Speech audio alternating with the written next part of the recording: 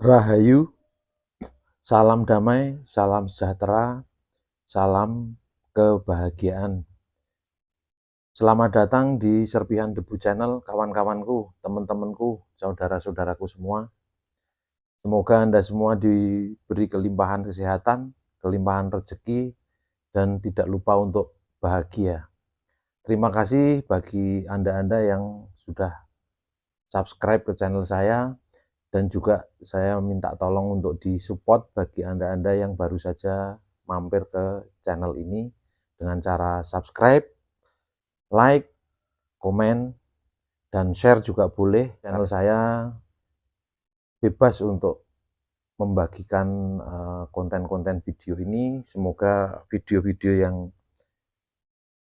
dibagikan bisa bermanfaat untuk orang banyak ataupun hanya sekedar hiburan.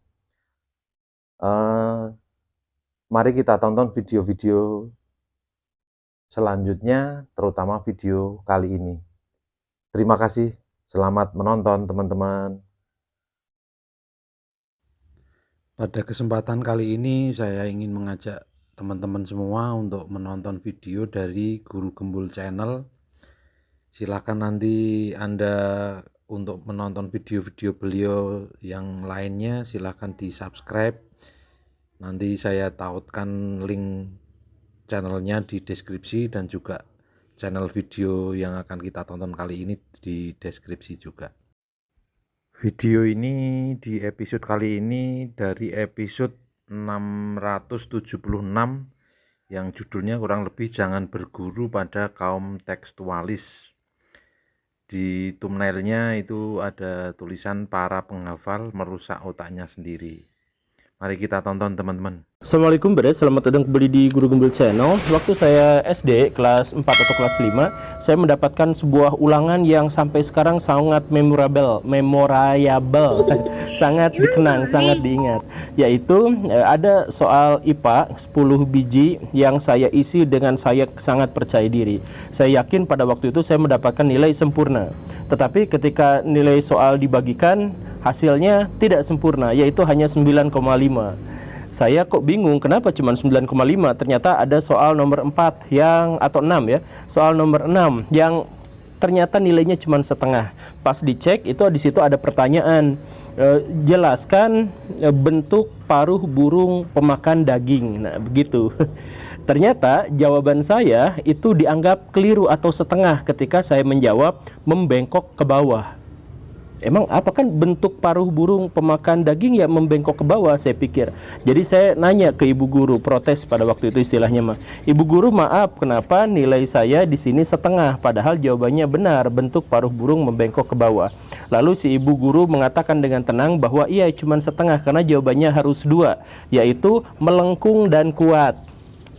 Terus saya pada waktu itu juga rada komplain sedikit, ibu maaf, kan kuat itu sifat bukan bentuk.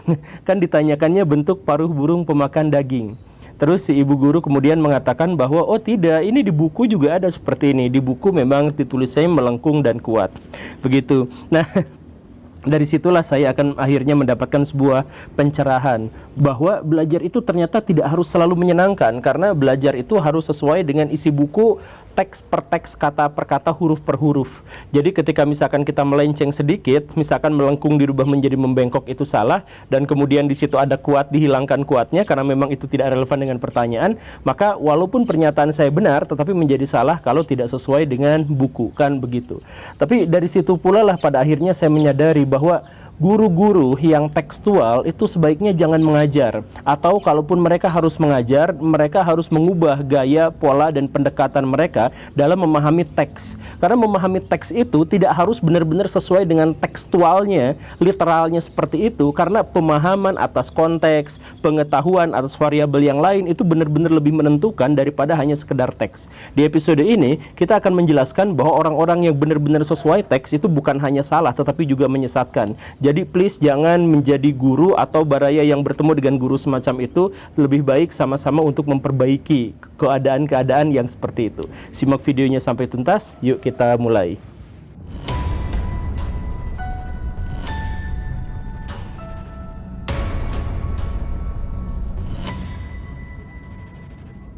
Pendiri Mu'tazilah, aliran liberal dalam Islam, itu dikenal sebagai orang yang sangat pandai dalam berlogika.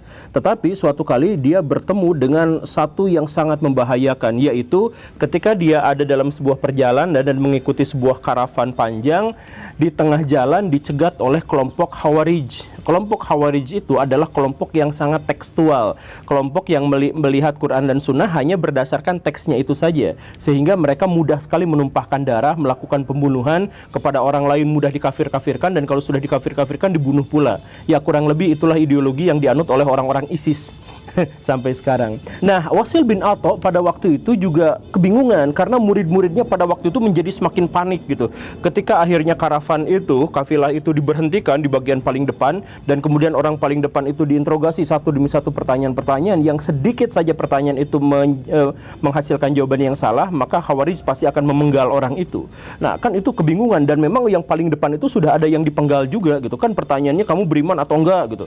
Kalau misalkan beriman, ditunjukkan, coba buktikan kamu beriman itu apa. Kalau sesuai dengan mazhabnya, sesuai dengan pendapatnya, dipersilahkan lewat. Tapi kalau tidak sesuai, walaupun ngaku beriman, walau syahadat apa segala rupa, tetap akan dipenggal gitu. Nah, Wasil bin Atha pada waktu itu lihat murid-muridnya, teman-temannya, timnya itu juga pada panik. Makanya dia bilang, jangan khawatir, selama kalian tidak berbicara apapun dan membiarkan sayalah yang menjadi perwakilan kalian, maka semuanya akan baik-baik saja. Tukang balon lewat. Nah, kemudian ketika tiba giliran Wasil bin Atha di karavan itu bertemu dengan orang-orang Khawarij, orang Khawarij langsung menghunus pedang, kemudian berkata, kamu beriman atau tidak? Wasil bin Atha dengan tenang mengatakan, saya musyrik. Saya tidak beriman, saya musyrik. Oh maaf, kalau gitu akan saya bunuh. Wing, gitu ya. Nah, ketika pedang ini mau ditebaskan, Wasil bin Atha mengatakan, tunggu sebentar. Dia membacakan sebuah ayat, At-Taubah ayat 6. Kemudian karena membacakan ayat, maka Khawarij itu menghentikan, karena yang lagi baca Quran nggak boleh dibunuh. Kemudian Wasil bin Atha berkata pada Khawarij itu, wahai Khawarij, kenapa kalian mau membunuh saya? Padahal di dalam ayat ini dikatakan bahwa orang-orang musyrik yang minta perlindungan itu tidak boleh dibunuh, harus dilindungi. Khawarij pada waktu itu langsung rapat. Oh gimana? Oh iya benar juga. Dilihat teksnya, oh iya benar. Lalu mereka mengatakan, baiklah kalau begitu saya melindungi kamu dari kekejaman kami, dari pedang kami. Oh gak bisa kayak gitu, kata Wasil bin Atha. Ini kan para muridnya makin panik. Aduh, ini kenapa guru kita malah ngeprank Khawarij?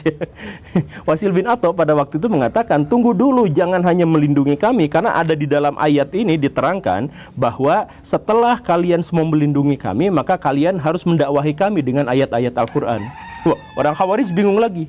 Oh, ya udah, ayo kita kasih tahu, dikasih dalil, dikasih Quran, dikasih Sunnah, semuanya. Jadi Wasil bin Atha itu diajarin, kamu jangan jahat, kamu jangan begini, kamu harus beriman, gitu. Ya sudah, silahkan kalian pergi karena kami sudah membacakan ayat-ayat Allah. Ya tidak bisa seperti itu karena Wasil bin Atha, karena di dalam ayat ini dijelaskan bahwa kalian harus membawa kami ke tempat yang aman. Rapat lagi, gimana nih? Ya itu sesuai teksnya begitu. Oh ya udah, kami akan mengantarkan kamu ke tempat yang aman. Di mana tempat tujuan kalian? Kami dari Kufah dan menuju Baghdad. Oh seperti itu. Ya udah, kami antarkan ke Baghdad. Gitu. Dan sejak saat itu Wasil bin Atha itu mendapatkan pengamanan yang ekstra kuat. Karena apa? Karena dilindungi oleh Khawarij. Jadi begal, geng motor, tukang palak, ya yang segala rupa, yang debt collector apa segala rupa, tidak ada yang mau mendekat perjalanan itu karena dikawal oleh Khawarij yang sangat fenomenal kekejamannya itu. Nah, dari cerita ini kita bisa mengetahui bahwa Khawarij itu adalah orang-orang yang benar-benar tekstual, sesuai dengan kata-katanya seperti itu. Jadi kalau misalkan di dalam Al-Quran disebutkan bunuhlah, ya bunuhlah. Kalau disebutkan apa, mereka nggak ngerti teks, mereka nggak ngerti situasi, mereka nggak paham kondisi, mereka tidak bisa menghubungkan satu fakta dengan fakta yang lain. Pokoknya kalau teksnya seperti itu, ya sudah ikuti seperti itu gitu. Makanya oleh Ibnu Abbas, mereka itu disebut sebagai anjing-anjing neraka gitu. Mereka itu taat beribadah, mereka itu kuat, dan mereka itu, tapi mereka nggak memiliki pemahaman sama sekali. Jadi misalkan terhadap Ali bin Abi Thalib, mereka anggap kafir Ali bin Abi Thalib. Karena apa? Karena memaafkan Muawiyah yang melakukan pemberontakan, dan Muawiyah juga itu kafir karena melakukan pemberontakan pada Ali dan sebagainya. Pokoknya kayak gitulah, tekstual banget gitu. Mikirnya itu sangat sederhana gitu. Nah, itu pada akhirnya juga kan terjebak sama kebodohan mereka sendiri gitu. Makanya Nabi itu mengatakan bahwa orang-orang Khawarij itu adalah orang-orang yang sangat taat, ibadahnya itu bahkan lebih baik daripada sahabat gitu.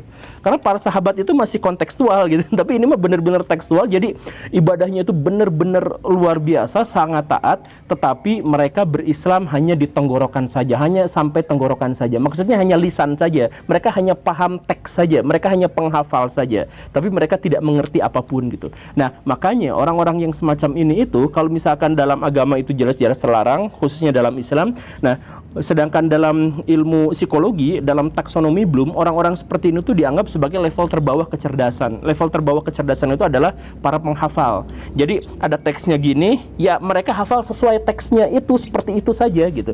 Tidak paham, tidak aplikatif, tidak mampu untuk menganalisis, apalagi untuk mensintesiskan. Mereka nggak paham apapun. Mereka hanya bisa menghafal, meniru sesuatu yang apa yang mereka terima, kemudian mereka lontarkan lagi. Ya benar-benar tekstual, literal seperti itu gitu. Itulah level kecerdasan yang paling dangkal dalam taksonomi Bloom itu, begitu. Nah, jadi kalau misalkan ada guru yang levelnya seperti itu, please si guru itu introspeksi dan kemudian mengubah pendekatannya, jangan tekstual. Tapi kalaupun misalkan begitu terus, maka murid-muridnya yang harus tahu diri. Mohon jangan ikut pada mereka. Karena apa? Ya karena yang tekstual itu pasti akan terjebak pada berbagai hal. Kalau misalkan dalam filsafat bahasa, misalkan Derrida, itu orang-orang yang sesuai dengan teks itu adalah orang-orang yang tidak akan bisa memahami pesan gitu. Karena misalkan sesuai dengan teks, saya ngomong gitu ya. Nah, itu kan tidak sesuai dengan akal saya, karena akal saya itu maksudnya tidak seperti itu, tetapi pesan yang paling mungkin disampaikan secara lisan adalah begitu. Ketika sudah sampai pesan saya ngomong gitu ya ke orang lain, maka dia juga otaknya akan mendistorsi pernyataan saya. Jadi ada berkali-kali level di mana orang itu pada akhirnya, di mana pesan itu pada akhirnya tidak sesuai dengan apa yang dimaksud oleh si para pengatanya atau para penulisnya begitu. Dan Nabi juga sebenarnya sering menggunakan kalimat-kalimat atau jebakan-jebakan semacam ini gitu. Dan ada sebuah cerita yang sangat masyhur, misalkan ada dua orang yang sedang bertengkar satu sama lain, bertengkar hebat sampai salah satu pihak itu berusaha untuk membunuh pihak yang lain gitu. Jadi mereka akhirnya kucing-kucingan kayak Tom and Jerry, dikejar ke sana ke sini gitu ya. Lari ke sana, lari ke sini. Nah, pada suatu kali si yang dikejar itu lewat ke Nabi. Nabi pada waktu itu sedang rebahan, sedang duduk selonjoran bersandar di bawah pohon kurma. Nah, kemudian si orang yang lari itu berbet, "Tolong selamatkan saya." Ngomong gitu doang, langsung lari aja gitu ya. Nah, Nabi pada waktu itu, "Kenapa selamatkan saya?" Ya udah, beliau berdiri gitu, berdiri. Nah, kemudian ada pengejar beberapa saat kemudian bawa parang gitu, bawa pedang Arab yang gede itu. Woi Muhammad, kamu lihat nggak ada orang yang lari ke sini? Kata Nabi Muhammad, saya sejak berdiri di sini saya tidak lihat siapapun. Karena pada waktu itu Nabi itu dipercaya sebagai orang yang sangat jujur dan tidak pernah melakukan kebohongan apapun, maka si pengejar itu langsung berhenti. Wah, berarti bukan lari ke sini, dia cari ke arah lain gitu. Nah, Nabi pada waktu itu berbohong tidak? Nabi secara tekstual, secara literal, etimologinya itu tidak berbohong, karena pas ada orang lewat itu Nabi sedang duduk, sedang selonjoran, terus beliau berdiri, kemudian ada orang pengejar, kemudian Nabi mengatakan, "Sejak saya berdiri di sini, saya tidak melihat siapapun lewat ke sini, ya kecuali kamu ini." Ya kan nggak bohong kan? Nggak bohong, makanya si orang itu lari kemudian, ya karena Nabi berusaha untuk melindungi nyawa seseorang gitu. Cuman dalam hal ini kita juga melihat bahwa ini masalahnya adalah ketika teks itu dipermainkan, itu bisa saja gitu. Bisa saja orang-orang yang secara tekstual itu benar, tetapi secara kontekstual 180 derajat berganti gitu, berpindah pesannya itu gak sampai gitu. Kenapa seperti itu? Ya karena memang teks itu tidak bisa menyampaikan pesan secara utuh. Harus sesuai dengan realitasnya, sesuai dengan situasinya, kondisinya, waktunya, tempatnya, apa segala rupa itu harus bisa dilihat. Maka sering saya sampaikan, kebenaran itu variabelnya banyak sekali. Gak bisa hanya satu, gak bisa picik gitu. Kita ngelihat tuh hanya dalam satu perspektif gitu. Bahkan perspektif teks sekalipun tuh gak bisa gitu. Atau contoh lain dah saya cerita gitu ya. Dulu kala itu ada kerajaan di Cina, kekaisaran. Kekaisaran itu lalim, tetapi karena diberontaki oleh pemberontakan yang terus-menerus, maka kondisinya melemah. Sehingga kekuatan pemberontak yang paling utama itu akhirnya bergerak ke ibu kota untuk menaklukkannya. Di tengah jalan dia bertemu dengan seorang biksu. Biksu itu dianggap sebagai ahli spiritual, dianggap sebagai guru dari segala bangsa, guru dari orang-orang ternama, guru, pokoknya mah guru hebat. Makanya si para pemberontak yang berjumlah besar itu konsultasi dulu sama si ahli spiritual ini, sama si biksu ini. Biksu, kami ingin menghancurkan raja yang sangat lalim itu dan akan menghentikan kejahatannya kepada rakyat. Dia bilang seperti itu. Bagaimana menurut Anda? Si biksu itu berpikir bahwa rajanya memang lalim, tapi kalau yang menang akhirnya adalah oposisi, oposisi itu terdiri dari banyak faksi. Mereka itu sebenarnya satu sama lain bermusuhan, dan mereka hanya bisa bersatu karena berhadapan dengan satu musuh yang sama. Makanya kalau mereka sudah mencapai puncak kekuasaan, menggulingkan kekuasaan, maka mereka akan berperang satu sama lain, dan kemudian akan memperpanjang masa krisis, dan akhirnya penderitaan rakyat bukannya hilang, tapi malah bertambah berkali-kali lipat. Pikiran bijaksananya si guru spiritual itu, si biksu itu berpikir seperti itu. Makanya dia kemudian mengatakan, "Nah, saya mohon maaf. Saya berkata jujur dan saya sebagai biksu tidak mungkin berbohong. Saya katakan bahwa sekarang kekaisaran mengumpulkan pasukan yang bahkan jauh lebih besar daripada yang kamu duga. Pasukan itu adalah pasukan yang tidak pernah terkalahkan sama sekali." Terus si orang ini, "Hah? Masa bisa seperti itu? Saya melihat dan mata-mata saya melihat bahwa mereka semua itu sudah tinggal sedikit pasukannya. Kami tinggal datang ke ibu kota untuk menghancurkan sisa-sisa pasukan terakhir mereka." Terus kata si biksu, "Kamu tidak tahu kekuatan yang sesungguhnya, bahwa ada pasukan cadangan yang disiapkan oleh kekaisaran dan mereka berjumlah sangat besar.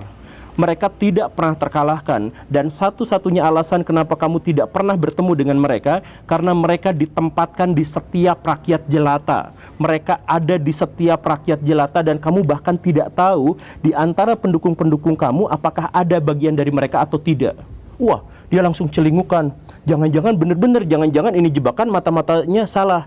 Yang selama ini jadi dia masuk ke ibu kota ternyata hanya untuk dikepung oleh pasukan tak terkalahkan, lalu dia akan mati semua. Jadi please lah, kata si biksu itu, kembalilah, pikirkan kembali soal pemberontakan ini. Kalau memang mau mensejahterakan rakyat, kamu bisa melakukan dengan cara yang lain, tidak harus dengan rebutan kekuasaan. Karena percaya pada si biksu itu, barulah si pemberontak itu pulang ke kampungnya dan kemudian melakukan perundingan-perundingan dengan berbagai pihak gitu. Ternyata sebenarnya si biksu itu secara literalnya tidak pernah bohong, tapi kenyataannya dia bohong. Ya biksu kan nggak pernah bohong, tapi dia cuma mainin kata-kata. Jadi maksudnya gini, kaisar akan mengumpulkan pasukan yang tidak pernah terkalahkan. Itu yang dimaksud sebenarnya adalah pasukan petani. Pasukan petani itu tidak pernah dikalahkan karena apa? Karena dia memang tidak pernah berperang gitu. Jadi kekaisaran karena pasukannya sudah habis, sisanya tinggal sedikit, maka apa boleh buat, mereka akan menggerakkan pihak sipil yang dipersenjatai. Jadi rakyat, para petani, tukang kuli bangunan, apa segala rupa gitu, itu dikumpulkan menjadi pasukan, dilatih sedikit saja kemudian untuk menghadapi perang gitu. Makanya kan itu pasukan yang tidak pernah terkalahkan karena memang belum pernah perang, dan mereka jumlahnya sangat banyak. Kenapa? Karena rakyat sipil jumlahnya jauh lebih banyak daripada militer Cina pada waktu itu gitu kan. Kemudian pasukan itu kamu tidak akan pernah melihatnya karena ada di antara para rakyat. Ya memang seperti itu kenyataannya gitu. Nah, karena memang seperti itu gitu. Dan kemudian jangan-jangan ada di antara pasukan kamu juga yang seperti itu. Ya iya, di pasukannya si pemberontak itu kan ada para petani, ada para kuli, ada para pedagang kecil dan sebagainya. Nah, jadi sebenarnya secara tekstual, secara literal si biksu itu sama sekali tidak berbohong, tetapi bisa langsung membalikkan perspektif orang tentang sesuatu, begitu. Nah, jadi sekali lagi teks itu bisa saja digunakan untuk melakukan kebohongan, bahkan yang paling tekstual sekalipun. Maka jangan pernah percaya pada teks. Jangan percaya pada omongan, tapi konfirmasi dengan pernyataan lain, lihat kondisi sekitar apa dan sebagainya, baru kita bisa memahami. Sekali lagi, jangan pernah ikuti dan percaya pada guru-guru yang benar-benar berpikir secara tekstual, karena mereka pasti akan ngaco gitu. Bahkan ketika saya bercerita tentang Cina dan pemberontakan yang barusan itu, dan saya sepenuhnya itu bohong, itu cerita fiktif yang saya karang barusan ini saja, banyak orang yang percaya terhadap hal itu. Iya kan? Terima kasih.